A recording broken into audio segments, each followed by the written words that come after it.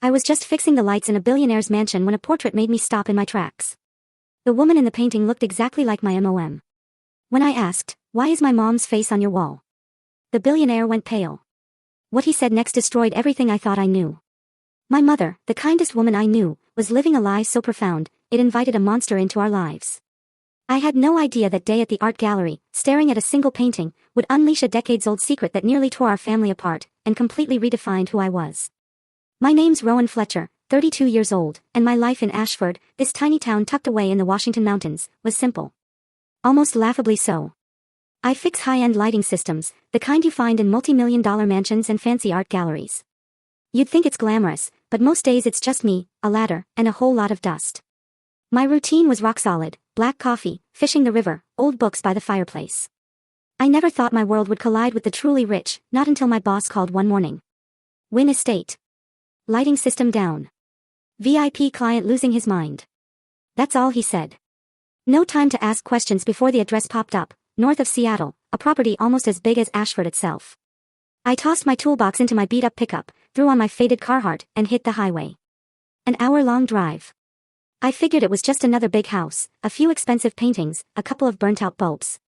I was so wrong. The moment those wrought iron gates swung open, my jaw dropped. A white gravel drive wound through towering red pines, past marble statues and fountains that actually danced to music. The mansion itself rose like some forgotten castle, gray stone walls, copper green roof, windows stretching to the ceiling. I parked in the staff-only area, feeling like an ant that had wandered into a palace. An elderly butler, perfectly pressed suit, led me down an endless hallway. The air was thick with sandalwood and money. I tried not to gawk at the portraits, paintings so real and beautiful I recognized Monet, Picasso, names I'd only ever seen in books. Finally, he opened a door to the gallery and just said, "Fix the lighting." Oh my God. The room was massive, at least 5,400 square feet, with a 3-story high ceiling and silver-white natural light pouring in from a glass roof. Pristine white walls, walnut floors so polished you could practically use them as mirrors. Paintings hung from nearly invisible cables, each bathed in museum-grade light. This was the tech I was proud to install in tiny Portland galleries, but here, everything was dialed up to suffocating luxury. I swallowed hard, set down my toolbox, and opened the hidden technical cabinet behind a mirror. Touchscreen, dozens of controls, the most advanced DMX system I'd ever seen. My kind of challenge. I started the routine, turning on each lighting group.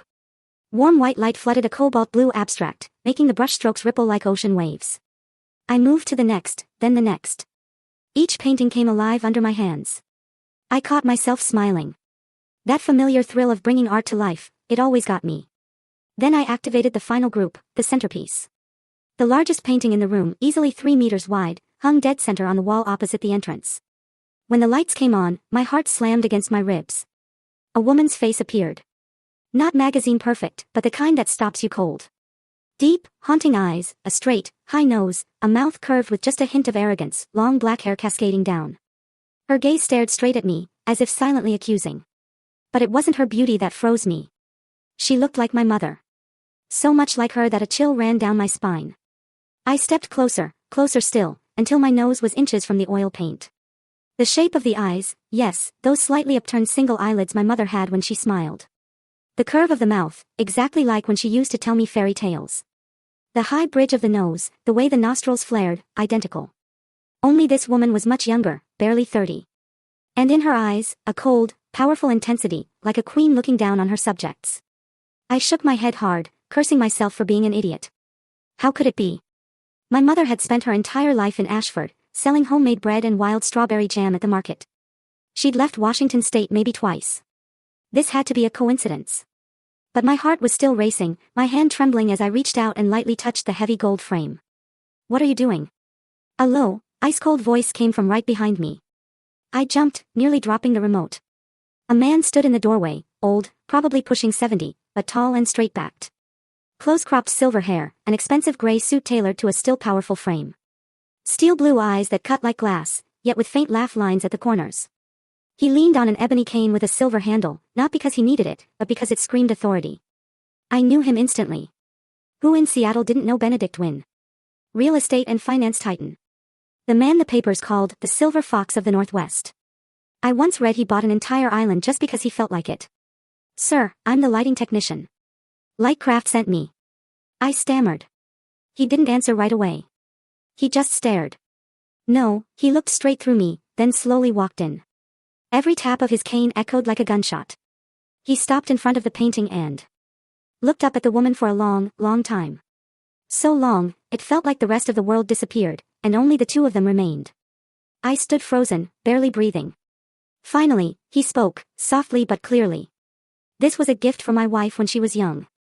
I nodded frantically, about to go back to work, when my mouth opened before my brain could stop it. She looks a lot like my mother, sir. When my mom was younger.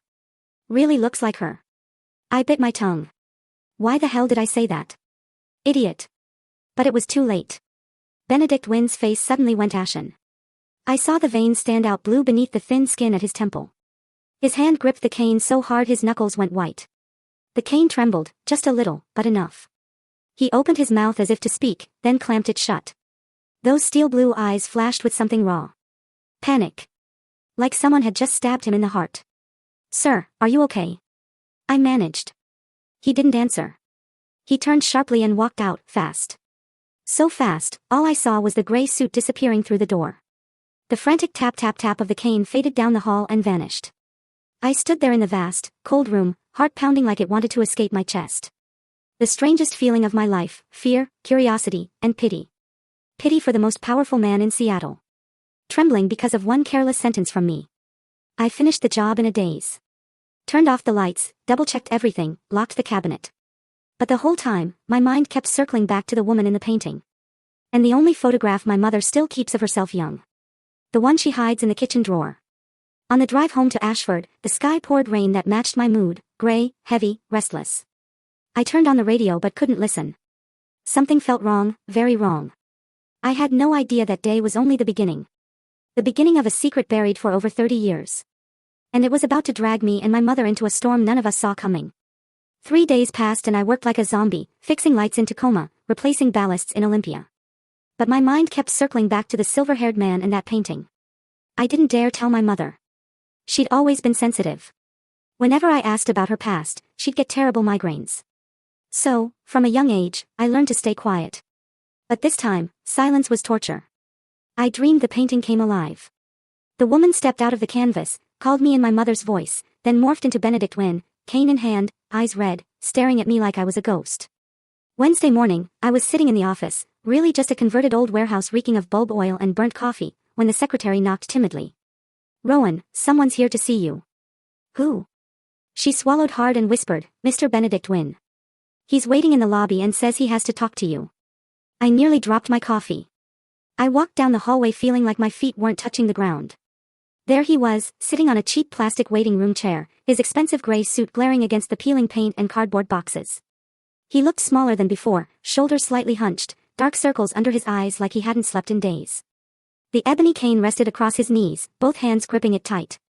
When he saw me, he stood immediately. Rowan, I'm sorry for showing up like this. May I speak with you for a moment? His voice was hoarse.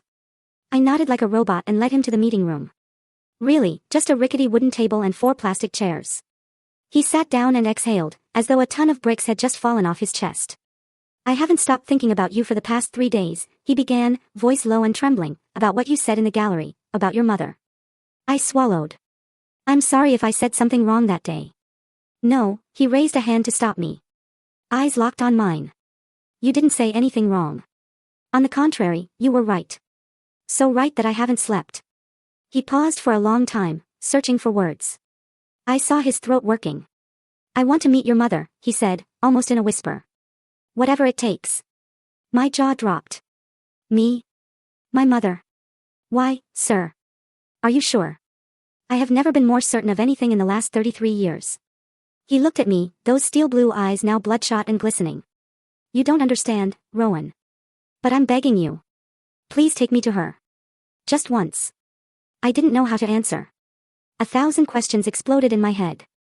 Why does he want to see my mom? Why is he crying? Why is he shaking? But watching him, the most powerful man in Seattle, curled up small in front of me, all I felt was pity. Strange, overwhelming pity. I nodded. Okay, I'll take you. The drive from the office to Ashford had never felt so long. I drove my old pickup. Benedict Wynn sat in the passenger seat, a spot I never imagined a billionaire would occupy. He was silent the whole way, occasionally staring out the window, lips pressed tight. Rain kept falling, the wipers squeaking in rhythm with my heartbeat. My mother, Mara Fletcher, 53 years old, is the gentlest, quietest woman, living in our little wooden house by the river at the foot of the mountain. The place she and I have called home for over 30 years. Our house sits at the end of a red dirt road, right on the bank of the Nisqually River. 2 tiny stories, old shingles, a vegetable garden out front, and a chimney that always smells of baking apple pie. From the gate, I could already smell cinnamon drifting from the kitchen. The scent that told me Mom was baking the pies she sells at the weekend market. I took a deep breath and opened the truck door. "Mom, I'm home." She stepped out of the kitchen, apron dusted with flour, hair in a bun, smiling, the same soft smile she always gives me. "My boy's home. I just pulled apple pies out of the oven. They smell amazing." She stopped dead when she saw the man following me. He froze on the doorstep as if turned to stone. His face went white, lips trembling, eyes wide, staring at my mother like he was seeing a ghost come back to life. Mom froze too, still holding the flour-covered wooden spoon. The air in the room turned to lead. He took one step forward, then another. The cane slipped from his hand and clattered to the floor unnoticed. His voice broke, raw in a way I'd never heard anyone speak. "Juniper." Mom flinched. The spoon fell and shattered on the floor. She backed up a step, hand clutching her chest, eyes wide with confusion and fear. "Sir, who are you? What did you just call me?" "My name is Mara. Mara Fletcher." "You have the wrong person." But Benedict wasn't listening. He took another step. Tears were already streaming down his wrinkled cheeks. "Juniper, is it really you? You're alive." Mom kept backing up until her back hit the kitchen table, face ashen. "I don't know what you're talking about, son. Who is this man?" Before I could open my mouth, Benedict dropped to his knees. Literally. Both knees hitting the wooden floor, hands shaking as he reached out, but didn't dare touch her. "Juniper, it's me, Benedict. Benedict Wynne. Don't you remember me? You disappeared. I looked for you for 33 years. Mom shook her head frantically, voice rising in panic. "I don't know you. I've never met you. What are you doing in my house?" "Rowan, who is he?" I stood rooted between them, not knowing what to do. My heart was pounding so hard I thought it would burst. Benedict kept trying, voice shaking. "Juniper, you vanished over 30 years ago. I searched everywhere. Don't you really remember? We were in love. We were going to get married." Mom's face went even paler, but not from memory flooding back. From genuine terror of a stranger who had just burst into her home, calling her by a strange name, saying insane things. She backed up until she hit the table, hands gripping a chair for support. "I don't know what," her voice cracked, almost a scream. I'd never heard my mother raise her voice. Ever. Benedict froze, tears still falling. But this time, he didn't move closer. He bent down, picked up his cane, voice broken. "First, I'm sorry. I didn't mean to scare you. I thought." I stepped to Mom's side, and put my arm around her. She was shaking like a leaf. I turned to Benedict, voice firm. "Sir, please go. My mom, she's not well. I'll take care of her." Benedict looked at my mother one last time, eyes filled with pain and utter despair, like a man who had just lost everything all over again. He nodded slowly, turned, and walked out. His hunched back disappeared into the rain, footsteps heavy, dragging a lifetime behind him. I shut the door and held my mother as she collapsed into a chair, hand over her heart, breathing hard. But her eyes were dry, only confusion and fear. "Mom, are you okay?" She shook her head, voice tiny. "I don't know who that man was. Why did he call me that name? Why was he crying?" I couldn't answer. I just held her tighter, feeling her still trembling in my arms. That night, she went to bed early, but I knew she wasn't sleeping. I heard her tossing and turning, soft sobs in the dark. I lay awake staring at the ceiling, mind in chaos. Was he telling the truth, or was he insane? But my mother, she didn't recognize him. Not at all. So why was he so certain? And why deep down did I have the feeling my mother was hiding something, even if she herself didn't know what it was? The nightmare, I sensed, had only just begun. And for the first time in my life, I was afraid of the very mother I loved most in the world. The next morning, as the first rays of sunlight slipped through the hospital room curtains, my phone buzzed. An unknown number. I answered, voice hoarse from a sleepless night. "Hello. Who is this?" "Rowan. It's me, Benedict." His voice had sunk to the bottom of a well, as though he too had spent the night without sleep. Rough, exhausted, almost unrecognizable. I know you're angry with me. I don't blame you, but can I see you just once? I'll explain everything. I looked at my mother, lying half-conscious in the hospital bed, face still pale, lips cracked and dry. I wanted to refuse, wanted to scream into the phone, never to show up again. But a part of me, the curious, uneasy part, was screaming for answers.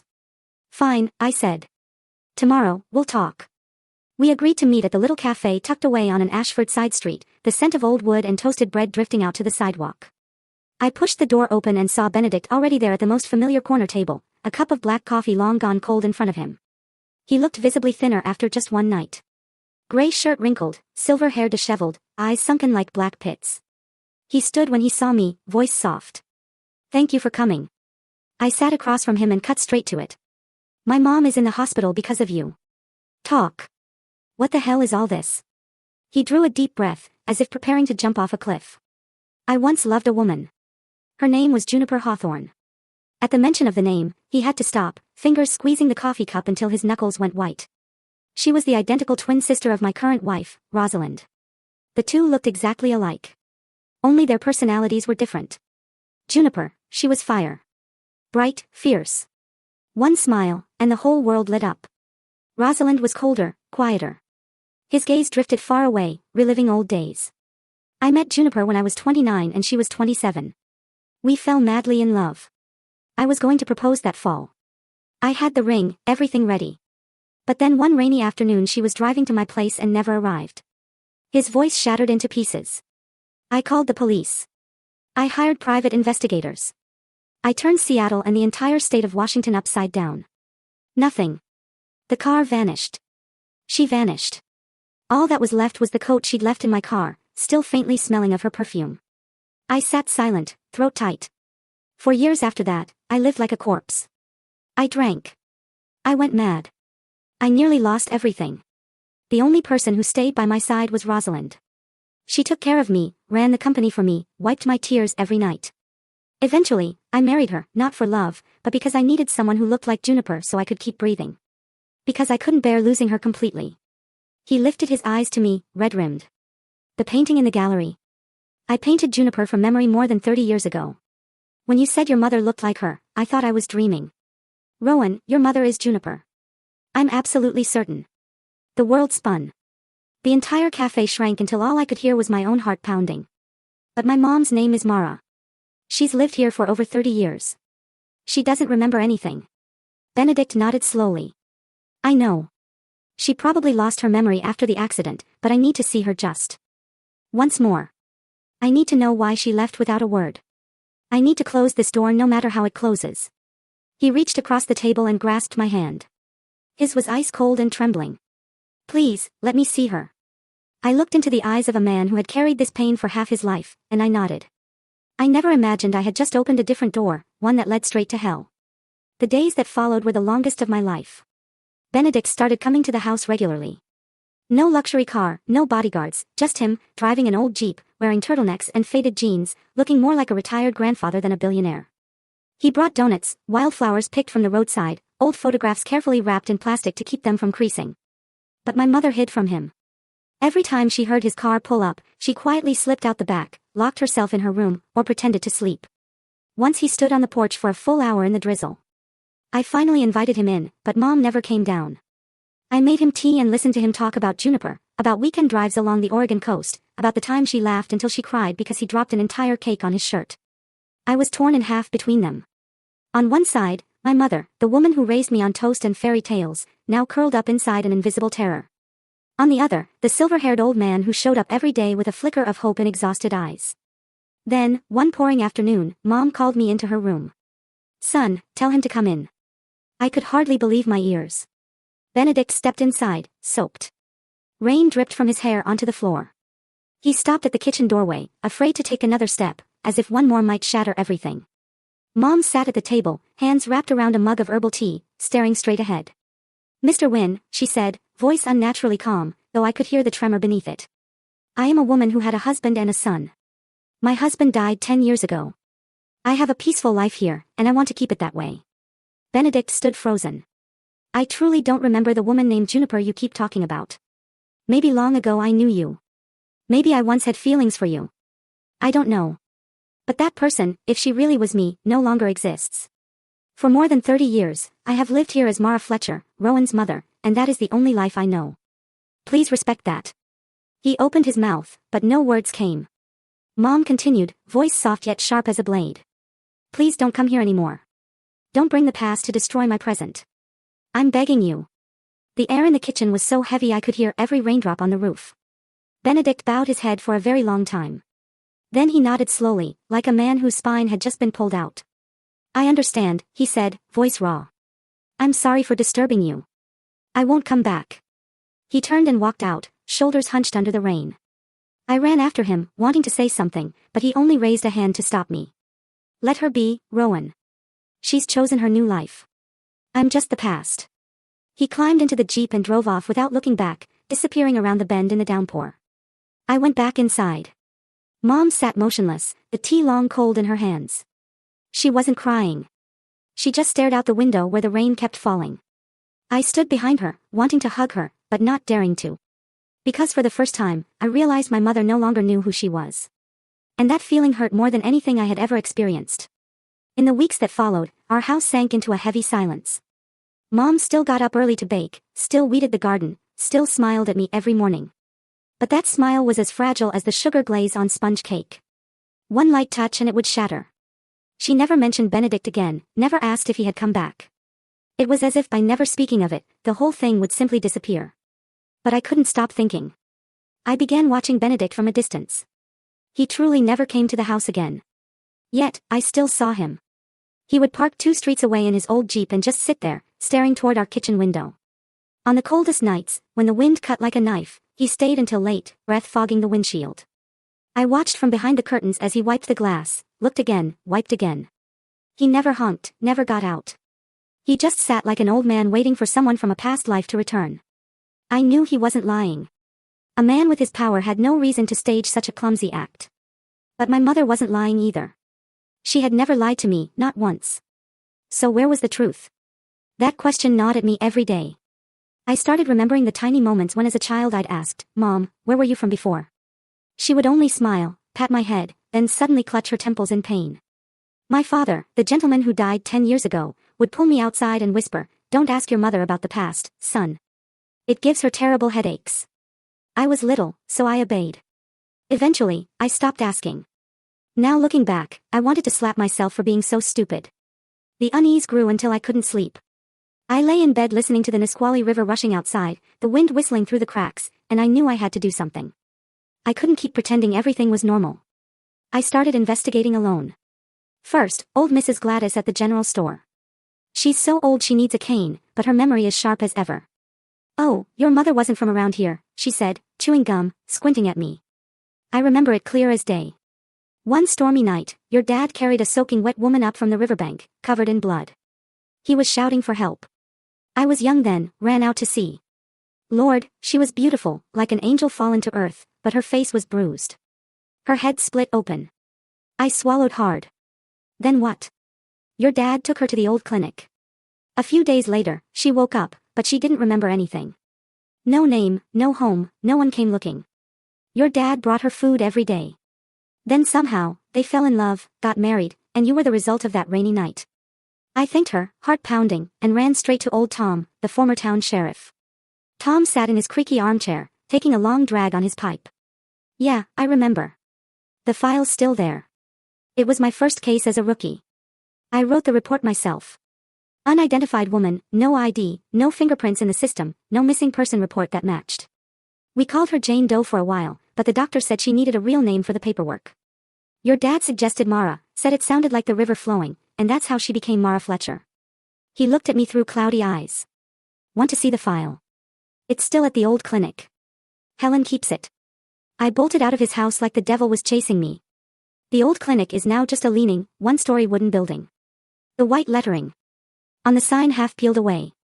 Helen, the retired nurse who still volunteers to watch the place, opened the door with a warm, wrinkled smile. Rowan, haven't seen you in ages. Come in. It's cold. I gave her the short version. She listened, nodded, then without a word led me down to the basement. The smell of old paper, antiseptic, and mildew hit me hard. She shone her phone flashlight over towering stacks of files. Looking for 1991. 1992, here we go. She pulled out a thick, yellowed cardboard folder tied with red string, handwritten on the cover in faded ink. Emergency case. Female. Approximately 28 to 32 years old. Identity unknown. October 14, 1991. My hands shook as I opened it. First page, the old sheriff's report. Female found unconscious at 2:13 a.m. on the Nisqually riverbank near the old wooden bridge. Multiple traumatic injuries. Signs of fall from height or motor vehicle accident. No identification. No matching missing person reports. Next page, doctor's notes. Multiple contusions to head, torso, limbs. 3 fractured ribs. Severe traumatic brain injury. Evidence of prolonged oxygen deprivation. Suspected near drowning. Prognosis poor. I turned the pages. Paper rustling loudly in the silence. Entry from the 7th day after the accident. Patient regained consciousness. Responsive to light and sound. However, complete long-term amnesia. No recollection of name, origin, or personal history. Strong emotional reaction to certain proper names, especially those containing June. Recommend long-term psychological monitoring. The final page was a small sheet in my father's familiar, slanted handwriting. I recognized it instantly. I request to take responsibility for the care and support of the patient. New name, Mara Fletcher. Reason? No known family. Below it, my father's signature next to the doctor's and the sheriff's. I sank to the basement floor, the folder falling with a thud. Helen rested a hand on my shoulder, voice soft. Your dad was the best man I ever knew, Rowan. He saved your mother from death and gave her a whole new life. Don't blame anyone. I couldn't cry. My throat just locked tight as if someone were squeezing it. I took the old folder home and hid it under my bed. That night, I didn't sleep. I sat by the window staring at the river, watching the black water rush under the moon. More than 30 years ago, my mother, or Juniper, had washed up here, nameless, memoryless, nearly dead. My father saved her, gave her a new name, loved her, gave her a son. And Benedict Wynne had been searching for her for 33 years straight. 2 men, 2 lives, 1 woman. And I was standing right on the fault line of a truth buried so deep I was terrified I might fall in. I clutched the yellowed folder, my heart heavy, as if someone had poured lead into my chest. Everything Benedict said was true. But my mother's real past was murky, pitch black, and far more terrifying than any nightmare I'd ever had. I hid the file at the very bottom of my closet, too scared to let Mom see it. Every night I lay listening to her tossing and turning in the next room, soft sighs slipping through the cracks like wind through a window. I wanted to ask her. Wanted to shout that I knew everything now. But every time I opened my mouth, only meaningless words came out. Mom, eat a little more. It's getting cold, Mom. I was terrified. Terrified that if I pushed too hard, she would shatter. Then one Saturday afternoon, the phone rang. It was Benedict. His voice was soft, almost shy. Rowan, I'm having a small gathering at the house this weekend. Just a few old friends, nothing loud. I'd like to invite you and your mother. I want to apologize to her properly, in front of everyone, so she knows I mean no harm. I was about to refuse instantly, but he added one sentence that silenced me. If she doesn't want me around after this, I will never bother her again. Just this once. I told Mom. She was kneading pumpkin pie dough. Her hands froze midair. White flour drifted down like snow onto the cutting board. There's no need, son. I stood beside her and took her hands. Those flour-dusted, calloused hands that had washed dishes, kneaded dough, and wiped my tears for over 30 years. Mom, I think you should go. Just once. To put it all behind us. I can't stand seeing you this afraid anymore. She looked at me for a long time. Her eyes clouded, then she nodded, voice barely audible. All right, for you. I'll go. The day came faster than I expected. I drove Mom up to Wynne Estate. She wore her old forest green wool dress, the one she saved for holidays, hair pinned up, no makeup. I saw her nervously adjust the rearview mirror several times. I squeezed her hand. If you don't want to do this, we turn around right now. I promise.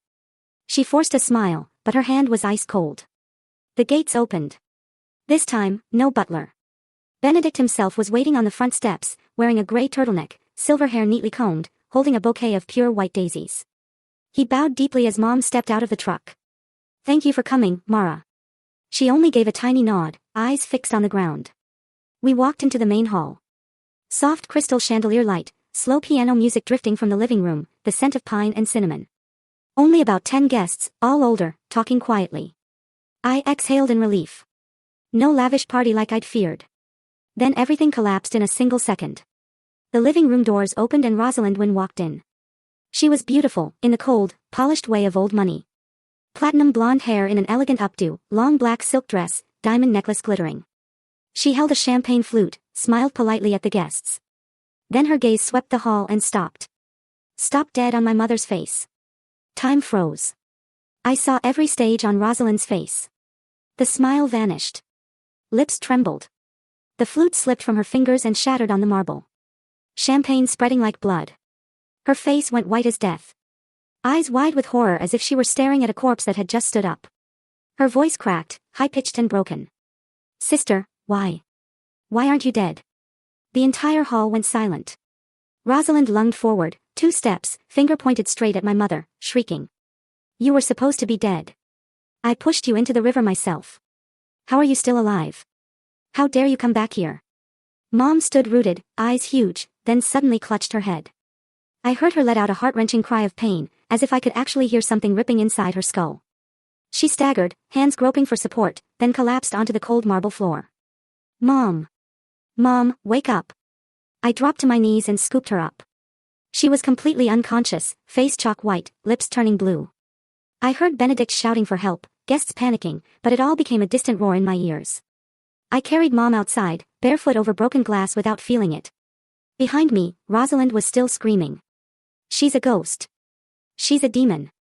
Benedict's voice roared for someone to shut her up. I laid Mom in the back seat, jumped behind the wheel, and floored it to the nearest hospital.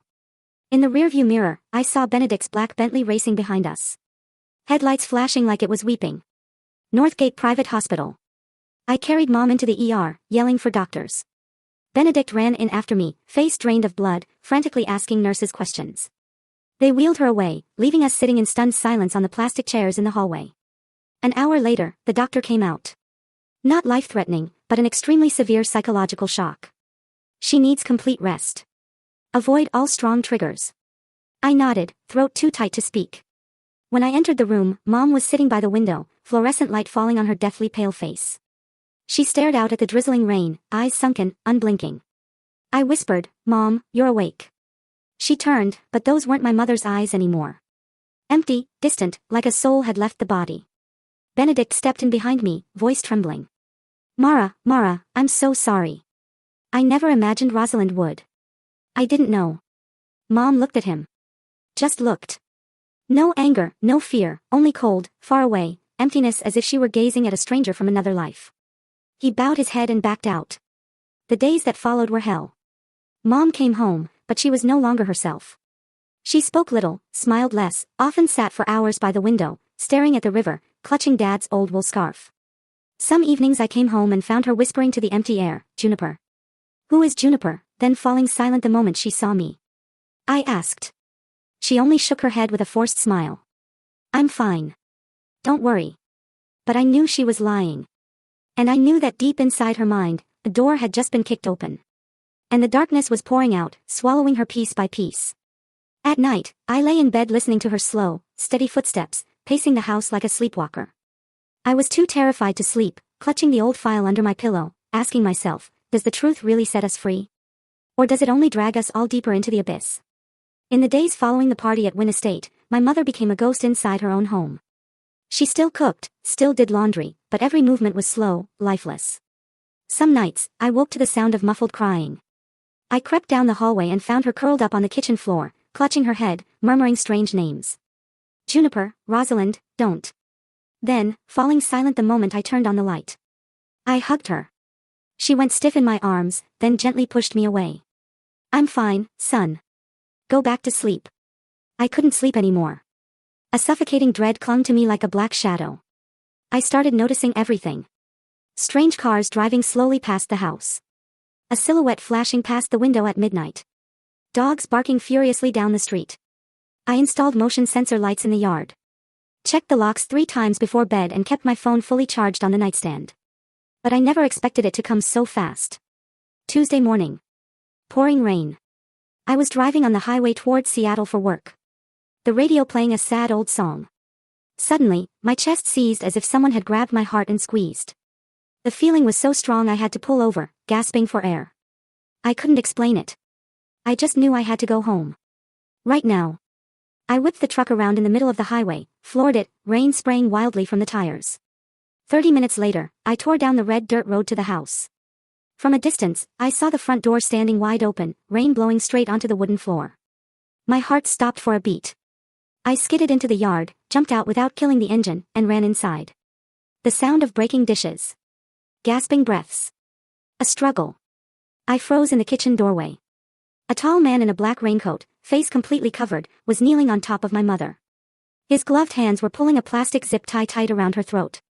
Mom was thrashing, weakly, nails clawing at the air, face purple, eyes rolling back. I didn't think. I roared like an animal and charged. My shoulder slammed into his back. We both crashed to the floor. He was heavier than I expected. Muscles bulging under the raincoat. I punched, scratched, bit, anything I had. He spun. His fist caught my temple and made the world spin, but I didn't let go. I grabbed his hair and slammed his head into the floor again and again. Let go of my mother. Furniture flew. Chairs overturned. Vases shattered. The dining table flipped. The air stank of blood. Mom coughed and wheezed, crawling away, hands clutching her throat. The masked man realized he was losing. He shoved me hard. My back slammed into the cabinets, pain exploding through me. He vaulted through the kitchen window, glass exploding outward, raced across the yard, and leapt into a waiting black SUV. I staggered after him, just managing to catch the license plate before it sped away in the rain. WN7274. I wanted to chase him, but Mom's choking gasp spun me around. Mom, are you okay? She lay curled on the floor, the zip tie leaving angry red welts around her neck, eyes closed, but still breathing. I scooped her onto the sofa, hands shaking as I dialed 911. Someone broke into my house. My mother was strangled. Hurry. 1427 Riverbend Road, Ashford. While waiting for the police, I knelt beside her, stroking her hair, crying like a madman. Mom, say something. Where does it hurt? She opened her eyes, breathing shallow, but forced a crooked smile. I'm okay, my boy. 2 officers arrived in 15 minutes, soaked, red and blue lights painting the whole property. They photographed the scene, dusted for prints, took my statement while my hands still trembled. I told them everything. How my gut had screamed at me. The only thing I remembered was the plate. When they left, the house sank into a deathly silence. Only the rain drumming on the roof and Mom's faint breathing. She sat on the old sofa, staring at the blood-smeared, glass-strewn floor. For a long, long time. Then she lifted her head and looked at me. For the first time in weeks, her eyes were no longer empty. They blazed with pain and a resolve I had never seen before. Rowan, sit down. I have to tell you the truth. I knelt beside her and took her hands. She drew a deep, shuddering breath and began, voice trembling but clear, as if tearing 30-year-old memories out of her skull piece by piece. I was Juniper Hawthorne. I fell in love with Benedict at first sight. We were going to get married, but Rosalind, my identical twin sister, was obsessed with him. She was insanely jealous.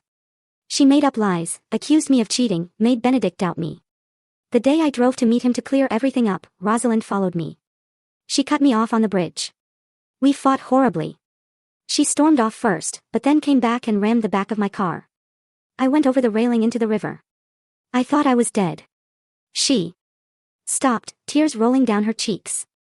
When I woke up, I remembered nothing. Your father saved me, gave me a new name, cared for me, loved me, gave me a new life. I didn't want to remember the past because I was terrified. If I did, I would lose everything I had now. I had you. A family. Happiness. I thought Rosalind would never find me. She looked at me, eyes red. But that day at Wynn Estate, when I heard Rosalind scream, everything came flooding back. I remembered it all. I was afraid to speak because I didn't want to destroy this life. Didn't want you in danger. But now I almost died. I can't stay silent anymore. Rosalind is behind this attack. I'm certain of it. Rage boiled in my veins. I shot to my feet and roared. I'm calling the police right now. She's going to pay. Mom gripped my hand hard, voice firm. No. We have no proof. And my sister, she's rich, powerful. She'll deny everything. You'll be in danger. Let me think first. I clenched my fists until my nails drew blood, not even noticing. I nodded, but inside the anger was a wildfire. She was right. But I also knew this wasn't the end. This was only the beginning of the real nightmare. After that night, I never left my mother alone again. I took indefinite leave from work, installed cameras everywhere, and slept with a folding knife under my pillow. Mom, on the contrary, grew calmer in a way that terrified me. She no longer sat staring blankly out the window. She cleaned the house, cooked old familiar dishes, even smiled at me. But that smile was cold, like someone who had decided to walk straight into fire. 3 days after the attack, I knelt in front of her. Mom, we can't keep hiding. Next time, it won't just be one masked man. Rosalind won't stop. We have to tell Benedict. He's the only one with enough power to protect you. She looked at me for a long time, then nodded. All right, take me to him. I called Benedict. He picked up on the first ring, voice hoarse from sleepless nights. Rowan, what is it? I have something important to tell you. Mom and I are coming over. An hour later, we were at Wynn Estate. The moment we stepped into the main hall, I felt a thick, oppressive silence enveloping everything. No staff, no guests, just the soft glow of the crystal chandelier falling on cold marble like a frozen winter lake. Benedict appeared without a word, motioned for us to follow, and led us straight to his study. A dark, oak-paneled room smelling of old tobacco and leather, heavy with decades of secrets. He closed the door, turned to my mother, voice trembling. Mara, are you all right? The attack, Rowan told me. Mom cut him off. She took one step forward, stood directly in front of him, and looked him straight in the eye. Benedict, she said, voice steady, unshaking. I remember everything now. The world stopped. Benedict froze. His face went ashen, lips moving soundlessly. Then he staggered back a step, hands reaching out as if to touch her, but afraid she would vanish. Tears welled up and rolled down his wrinkled cheeks. Juniper, you really remember? Mom nodded. Yes, I remember everything. I remember you. The afternoons on Cannon Beach, the ring you hid in your coat pocket, the rainy night on the Nisqually Bridge, and how Rosalind pushed me into the river. Benedict broke. He collapsed to his knees, wrapped his arms around her as if she might dissolve, and sobbed, deep-wrenching sobs that echoed through the huge room. The cries of a child who had lost his mother for 33 years and just found her again. Juniper, I'm sorry. I'm so sorry. I searched for you all these years. I thought you were dead. Mom stroked his hair gently, but her eyes stayed dry. She let him cry for a long time, then softly pushed him away, voice still calm. Benedict, listen to me. 3 days ago, Rosalind hired someone to kill me. The second time. Benedict's face changed instantly. He rose, eyes blazing with a fury I had never seen in a 70-year-old man. Son, show him the license plate. I held up my phone. Photo of WN7274. Benedict stared, knuckles turning white as he gripped the phone. His voice dropped to ice. Fine. Leave the rest to me. Within 24 hours, Wynn Estate became a war room. Private security, lawyers, investigators, financial experts, ex-FBI, everyone mobilized. Screens glowed. Printers whirred. Phones rang non-stop. Mom and I sat and watched them peel back Rosalind's layers like an onion. They traced WN7274 to a shell company registered in Delaware. Dig deeper. The sole beneficiary, Rosalind W., bank records showed 3 transfers of $150,000 each to the driver, sent days before the attack. Traffic cameras. The black SUV circling our house for 10 straight days. Then they dug into the past. They found Mom's old green Volvo in an Ashford evidence impound. Still there, rusted, dusty, clear rear-end damage. Metallic green paint chips cross-referenced with Rosalind's 1991 insurance file. Her Mercedes had a full front end rebuild the week after the accident, listed as a minor collision. Everything matched perfectly. Benedict sat in front of the screens, hands shaking as he held the documents. He said nothing for a long time. Then in a broken whisper, I slept next to a murderer for 33 years. The confrontation happened exactly 4 days later in the same grand living room where Rosalind had once screamed, "Why aren't you dead?" Rosalind walked in wearing a crimson dress, lips blood red, smirking when she saw my mother. "Oh, dear sister is back. What act are you putting on this time?" Mom stood tall, voice like ice. "Rosalind. Why? 2 attempts to murder your own twin sister, just for a man. Do you even know what it means to be human?" Rosalind laughed. A shrill, piercing laugh. "Human. You're the venomous snake. You stole Benedict from me. I was the one he loved first. You barged in, Benedict stood. He walked over and slapped her hard across the face. The sharp crack silenced the entire room. Then he threw the stack of evidence at her feet: license plate, transfers, car records, old crime scene photos, everything. Rosalind bent down, hands shaking as she flipped through the pages. Her face went from red to white to green. No, impossible. Where did you get? Benedict roared. You killed Juniper twice. You lived in my house, slept beside me, smiled at me while you pushed your own sister off a bridge and hired a thug to strangle her. I was blind for 33 years. Rosalind collapsed, clutching his legs, sobbing and begging. I loved you. I just wanted you to be mine. She deserved to die. She came back to steal you again. Then, the doors burst open. 6 federal agents marched in, followed by lawyers and a prosecutor. Rosalind Wynn. You are under arrest for first-degree attempted murder, conspiracy to commit murder, and financial fraud. The handcuffs clicked. Rosalind screamed, thrashing, hair wild, makeup running. She turned one last time, eyes bloodshot, glaring at my mother. You witch. I curse you. You took everything from me. Benedict turned away, refusing to look. The doors closed. The screaming faded, then stopped. The room fell silent. Benedict sank into an armchair, hands covering his face. Shoulders shaking. Mom walked over and placed a hand on his shoulder. I stood behind her, my hand on hers. Outside the window, the rain had stopped. A weak ray of sunlight broke through the clouds, falling across the floor, right where Rosalind had just knelt. The truth, though late and soaked in blood, had finally won. But that victory didn't bring instant laughter. It only brought silence, heavy, wounded silence that hadn't yet healed. The trial lasted 6 straight weeks, turning the Seattle federal courthouse into a media circus. Every morning, I drove Mom there. We had to push through a forest of lenses. Reporters shouting her name like she was a movie star. Mrs. Hawthorne, will you forgive your sister? Mr. Wynn, do you regret marrying a murderer? I held Mom's hand tight, shielding her with my body while Benedict followed behind, face stone cold, not answering a single question. Inside the courtroom, the air was even thicker. Rosalind sat in the defendant's chair, still trying to keep her initial haughtiness. Hair in a high bun, elegant black dress, blood-red lipstick. But by the 3rd day, the mask began to crack. Benedict's lawyer, a tall, thin man with a voice sharp as a blade, presented the evidence one by one. Bank transfers, the license plate from the attack, the 1991 insurance file, and the green Volvo pulled from the Nisqually River, still bearing the clear rear-end dent and flecks of metallic green paint. At first, Rosalind sneered, calling it all fabrication and slander. But when photos of her Mercedes after its full front-end rebuild appeared on the giant screen, she started shaking. When the witness, her former bodyguard Marcus Hale, took the stand and testified that Rosalind herself had paid him to take care of the woman in Ashford, she leapt to her feet and shrieked, "Traitor! I paid you to kill her, not to sell me out." The courtroom erupted in gasps. The judge pounded the gavel. I sat there, face white, nails digging into the armrest until they drew blood. Mom testified in week 4. She walked to the stand in her old forest green wool dress, hair in a low bun, no makeup. She recounted the rainy night on the bridge, voice calm, clear, never once looking at Rosalind. When she said, "I heard my own sister laughing as my car went into the water," the entire room fell dead silent. I saw Rosalind's head drop, shoulders trembling. I couldn't tell if it was crying or rage.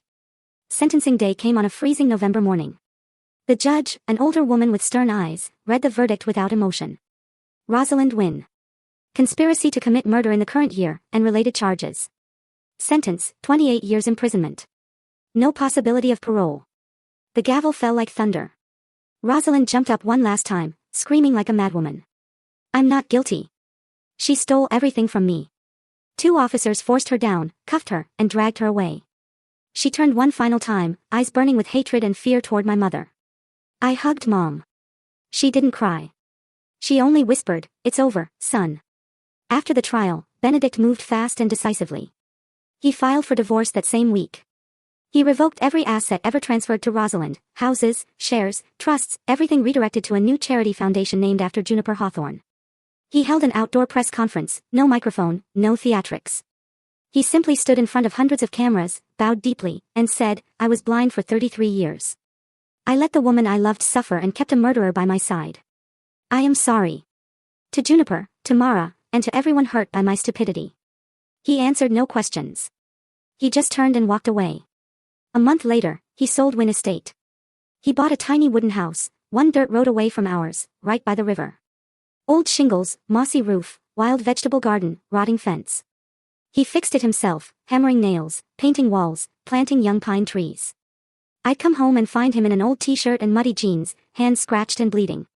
But his eyes were bright every time he finished something small. He started coming by our house every single day without fail. No fancy clothes, no expensive gifts, just a simple lunchbox or a warm bag of pastries from the town bakery. He fixed Mom's fence, changed burnt-out bulbs, chopped winter firewood. Some evenings I'd come home and find him on his knees in the garden, hands caked in dirt, planting more white daisies, the flowers Mom loved when she was young. At first, Mom kept her distance. Polite thanks. Then the door closed. But gradually she left the door open. Let him sit at the kitchen table. Drink the herbal tea she brewed. Let him talk about the old days. Voice rough with emotion. He asked for nothing. He just stayed close, quietly, as if saying, "This time, I'm not going anywhere." Then one late autumn evening, the air crisp, pine needles covering the yard, we sat in our little kitchen, the old familiar smell of baking apple pie and crackling firewood in the stove. Benedict had brought a bottle of red wine from his old cellar, but none of us touched it. We just sat drinking tea, listening to the river outside. Mom looked at him for a long, long time. Then she set her cup down, hands trembling. "Benedict, there's something I've never told anyone, not even Rowan." He looked up, eyes worried. "Tell me." "I'm listening." Mom took a deep, shaky breath. "That year, when the accident happened, I was pregnant. Almost 3 months. Time stopped." Benedict froze. His face went white, fingers clenching until the knuckles were bloodless. He stared at Mom, then at me, then back at Mom, eyes wide with disbelief. You're saying, the baby?" Mom nodded, tears finally falling. "Rowan is your son." I felt the world shatter around me, then slowly piece itself back together into something completely new. I looked at Mom. I looked at him.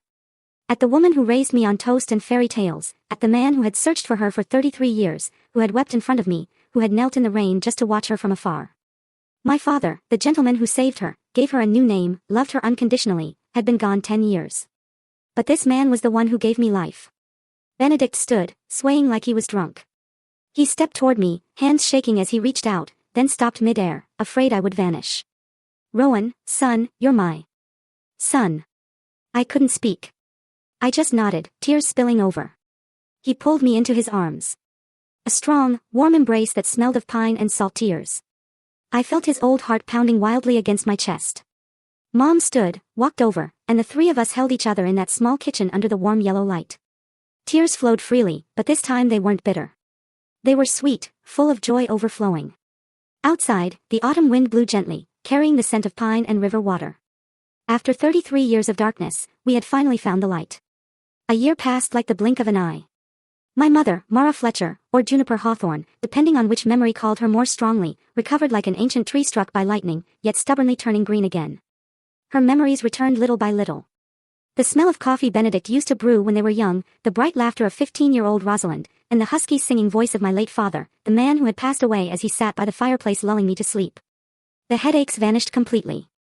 She laughed more, slept better, and for the first time in many years, she could look straight into the mirror without seeing a stranger. I was different. I was no longer just Rowan Fletcher, the quiet guy from a small town. I started working at Wind Global Holdings, but not in some fancy Seattle office. Benedict gave me a small project, converting the lighting systems for the entire chain of art museums he sponsored. The job took me all over the Northwest, climbing ladders, measuring lux, calculating light angles. Exactly my specialty. He didn't play favorites or interfere. When he handed me the contract, he said only one thing. "Do it well and you stay. Do it poorly and you're out." I don't raise my son on handouts. I grinned, signed, and threw myself into it like a madman. 6 months later, the project finished 2 weeks early and 30% under budget. He just nodded, clapped me on the shoulder. "Good work, son. Now come home for dinner." Benedict changed the most. He sold nearly all his money. The little wooden house next to ours is now properly fixed up. White paint, red tile roof, neat vegetable rows, brand new pine fence. He cooks for himself, does his own laundry, drives his old Jeep to the market at 5 in the morning. He stops by our house every single day without fail. Some days he brings his toolbox and quietly fixes the squeaky window Mom has complained about forever. Some days he sits in the kitchen helping her knead bread dough, hands covered in flour, grinning like a kid. Some days he takes me fishing at the old bend in the river, just the two of us, saying little, listening to the water and the birds. His love for Mom is no longer the wild flame of youth. It's more like the Nisqually River outside, deep, slow, and never running dry. He doesn't ask her to call him darling like before. Doesn't ask her to wear the green dress from long ago. He just wants to be near, to see her smile, to see her healthy, to see her alive. Mom knows. She is grateful, deeply grateful. She brews him herbal tea, listens to his stories from the old days, even knitted him a charcoal gray scarf with her own hands once. But she always keeps a small distance, like a thin glass wall everyone can see, but no one dares to break. I asked her once, on Christmas night that year after he had gone home, and it was just the two of us by the fireplace. Mom, do you still love him? She looked at me for a long time, firelight painting golden streaks across her face. Yes, son, very much. But I also loved your father, the man who pulled me from the river, dried my hair, taught me how to live again when I didn't even know who I was. Those two loves don't cancel each other out, but I can't betray the man who's gone. I can only give Benedict friendship, care, and family. Half my heart will always belong to the husband who saved me twice. Once from death, once from loneliness. I hugged her. She hugged me back, tighter than ever. Benedict understands. He never asks for more. Once I saw him standing in the garden watching Mom pick apples, eyes shining, but mouth smiling. Later he whispered to me, all I need is to see your mother healthy and happy. Whatever years I have left, I'll spend making up for the past. Even if all I can do is stay close. I have never seen such patience. I changed, too. I'm no longer just Rowan Fletcher, the quiet guy from a small town. I learned to call him Dad naturally, to listen to his business stories without getting bored, to say proudly to colleagues, my father is Benedict Wynne. I still fix lights. Still love the smell of bulb oil and old wood. But now I have a father to share things with, to ask advice from, to lean on when I'm tired. Some evenings I come home and the three of us sit around the table. Mom's old beef stew. Dad telling a joke from decades ago that makes her laugh until tears come. And me in the middle, looking at these two gray-haired people and feeling impossibly lucky. I have two fathers, one who gave me life, one who gave me a life. I have a mother strong enough to rise from ashes twice, and now we have each other. Not perfect, not loud, but real and lasting. One summer afternoon the following year, I stood on the old wooden bridge over the Nisqually River, the exact spot where Mom went into the water 35 years ago. The current was still strong, but now the water was clear, sparkling in the sun. I tossed a stone in and watched the ripples spread and fade. Benedict walked up beside me, holding two cold beers. What are you thinking about, son? I smiled and took one. I'm thinking, if Mom hadn't washed up here that night, if Dad hadn't saved her, if you hadn't found her, we wouldn't have today. He motioned for me to sit on the bridge railing. We dangled our legs over the edge, river breeze cool against our faces. Fate can be cruel, he said, voice low and warm. But it's also so fair. It took 33 years from us, but it gave us the rest of our lives in return. And I'm not wasting a single second of what's left. I clinked my bottle against his. In the distance, Mom stood on the riverbank in a white dress, fluttering in the wind, holding a bouquet of white daisies. She waved at us, smiling radiantly. I looked at him, looked at her, looked at the glittering river, and I knew no matter how dark the past had been, this present, this quiet, simple present, was the most beautiful reward life could ever give us. One windless autumn afternoon, golden leaves drifted down slowly like fragments of memory, letting go of the branch. The three of us quietly drove to the small cemetery hidden behind the pine forest. No one had planned it, yet we all knew today was the day we had to come. The 15th anniversary of his passing. The man who pulled my mother from the icy river, gave her a new name, and gave me a childhood filled with the smell of toasted bread and fishing trips by the water. Even though he is gone, his presence still lives in every breath our family takes. His grave lies in the quietest corner, the simple stone engraved, Elias Fletcher, 1959 to 2014. Beloved husband, father, and the man who chose love when the whole world turned away. Mom knelt before it and gently placed a bouquet of pure white daisies, the flower he loved most. Because they're like you, simple yet beautiful, pure. She didn't sob. Like in previous years. Only a few silent tears fell, soaking into the red earth. Thank you, Elias, she whispered, voice soft but clear. Thank you for giving me a second life. For giving me Rowan. For teaching me what love is when I no longer remembered who I was. You will forever be the most important man in my heart. I stood behind her, hand on her shoulder. Benedict stood beside me, one step back, cap in hand, head deeply bowed. He said nothing, but I knew he was saying thank you to the man who had loved and protected this family in his place for so many years. I looked at my adoptive father's gravestone, then at Benedict, then at Mom. Standing between my two fathers, one who gave me life, one who gave me a life, I finally understood what true fortune means amid pain that once seemed impossible to survive. I looked back on my own journey. From the childhood days when I only knew Mom got terrible headaches whenever the past was mentioned, to the day I walked into the Wynn Estate gallery and saw the painting that looked so much like her it chilled my blood. From the moment Mom collapsed upon hearing the name Juniper, to the night I carried her out of the mansion amid Rosalind's screams of horror. From nearly losing her to a zip tie around her throat, to the day we watched Rosalind dragged away in handcuffs. From the second I learned Benedict was my real father, to the quiet evenings the three of us sat by the fireplace, understanding each other without needing words. I once thought those losses were the end. Now I know they were only sharp turns leading me to a different road. One of truth, forgiveness, and a love I never dared dream of. I realized Benedict's patience wasn't just love for Mom. It was silent atonement. A belated apology he thought he would never get to give. Cruel fate stole 33 years from him, but in its mercy gave him the rest of his life to make amends. I learned that memory is a vital part of being human. But losing memory doesn't mean losing the value of life. Mom lived beautifully and fully for 33 years without a past.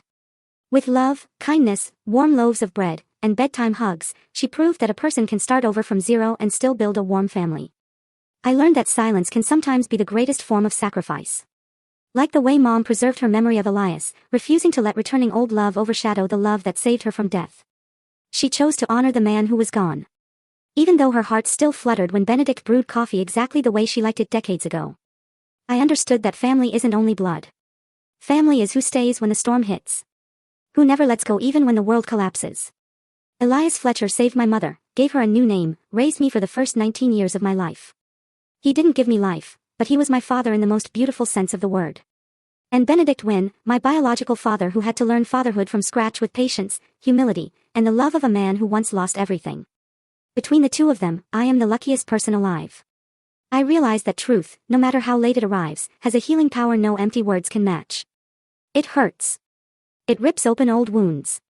But it is also what stitches broken lives back into a complete picture.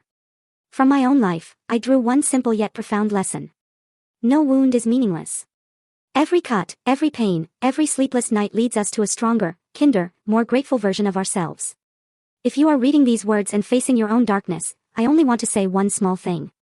Don't run so fast trying to escape it. Keep one small light with you. Maybe patience, maybe kindness, maybe just one person you can trust. That light won't chase the darkness away instantly, but it will guide you through step by step until you see the light at the end of the tunnel. Forgiveness isn't about erasing someone else's guilt. Forgiveness is about freeing yourself from the invisible chains that have held you too long.